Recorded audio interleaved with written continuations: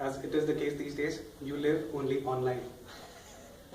How many of you have WhatsApp accounts? You can just show me by hands. Facebook accounts? Shadi.com accounts? Bestcom bill payment accounts? Secondshadi.com accounts? Okay, just No. Second Shadi. just me there. Yes, there is such a thing. Seriously? And yes. He has that For voice. second, yeah, I have one.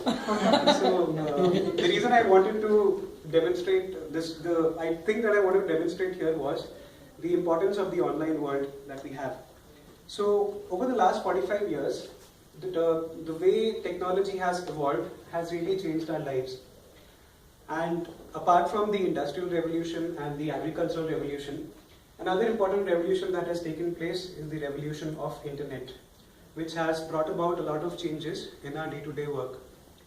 And it has especially been after the dot-com boom in the last 15 years, when the way we seek, receive, and impart information has greatly changed.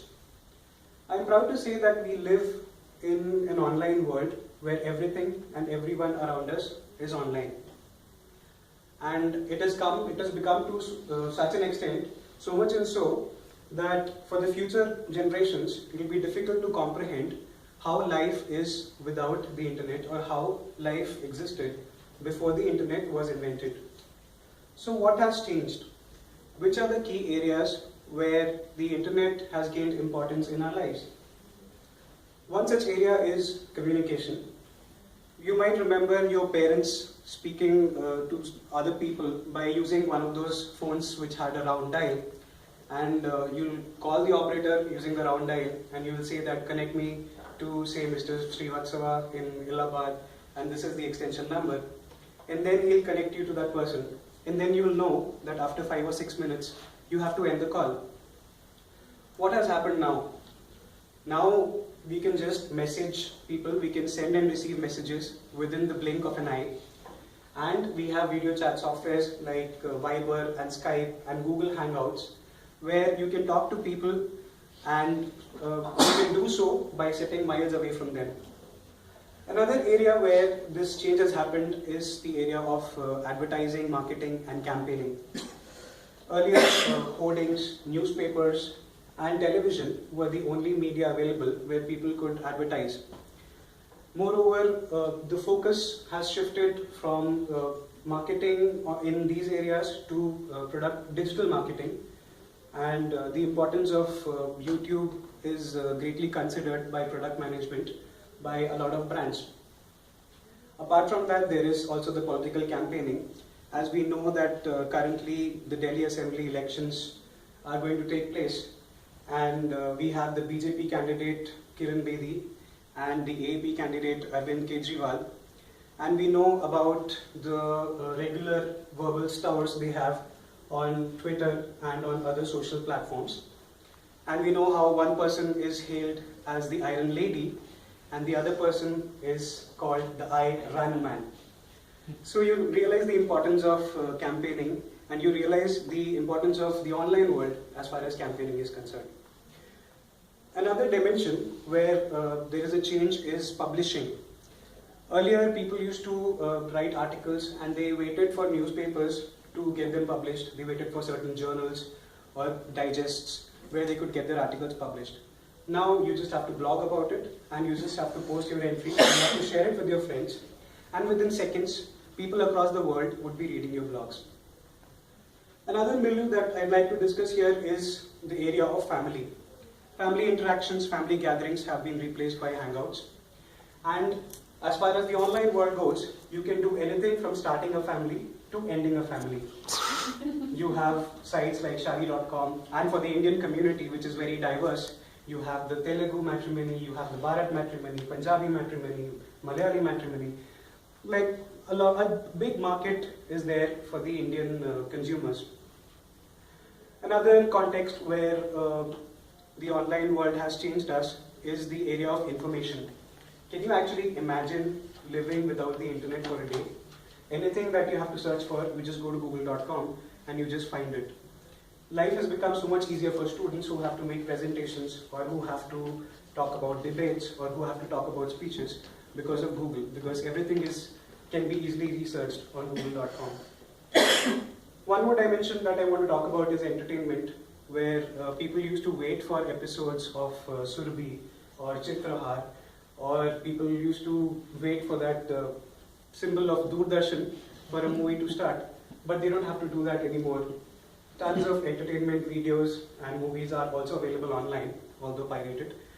And a lot of funny videos like the baby panda sneezing, and a lot of channels like the viral fever have gained importance as a means of entertainment for people.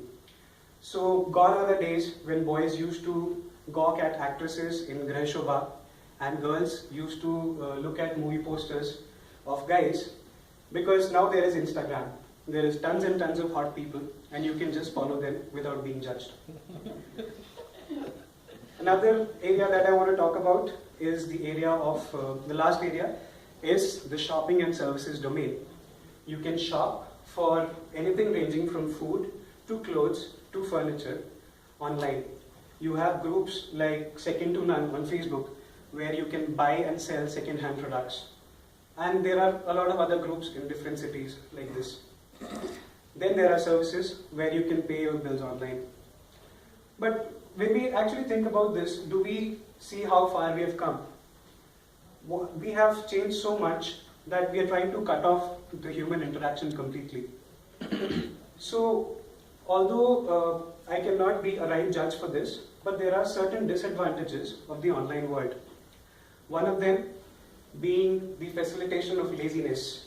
People become more lazy. They try to remove human interaction as much as possible. Just pay the bills online. You don't have to do anything else. Another disadvantage is the area of lack of emotional connection. And I think relationship advisors would agree with me when I say that it is preferred that you propose somebody or you break up with somebody in person and not via texting. Third area is the misuse of identity. I mentioned earlier that I have a secondshadi.com account that was actually opened by my friends on my computer and not by me. Another area is the language skills. The language has started degrading. People have started using WHR for where, HW are you for how are you, and I'm pretty sure that when I crack a joke online, people are not rolling on their floor, laughing their asses out when they write Raffle Mao.